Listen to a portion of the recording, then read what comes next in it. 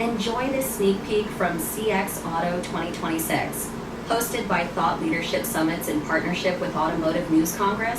Just the different touch point a customer has throughout your service experience. What time did they check in? When did we start working on the car? How long did it take before that service advisor made their first outreach? All of these indicators live within the technology and the systems we have today and can tell us exactly how that experience is going without the customer really having to tell us themselves. So really the next evolution to that is putting that data to work. There's so much coming at us. It's fast and furious. Keeping up with how to read and interpret it is the real challenge. It used to be you just couldn't get to all of it, and you had to rely on a small sample. Yeah, I mean, I always laugh when I get a call from a call center that says these calls are recorded. I said, well, they've been recorded for many years. It's almost a formality to tell me that.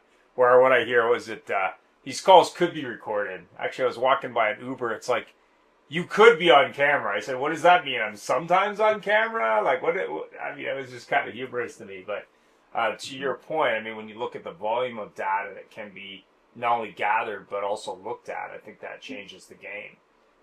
So what do you feel? I mean, obviously, we're talking about customer experience.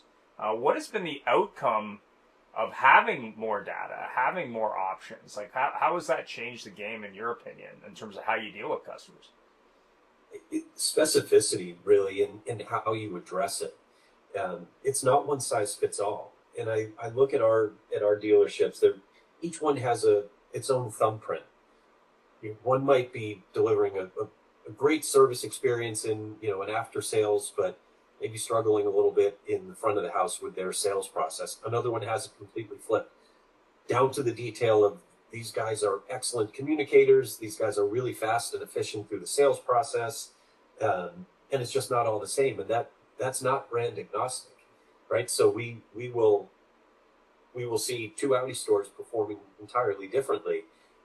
But with the information and the tools that are available, you can figure out exactly why that experience is resulting in what it is, Right. Be it positive or negative, and get a lot more close to replicating the good and erasing out the bad. Same down to individualized coaching, where we can pick up on patterns and trends with the same employee or the same person in that role. We can apply a specific type of coaching. Some might be really good at overcoming objections, but terrible at building trust. Others might set very good expectations at the front end of a conversation, and then their follow through is lacking. All of those things can break down.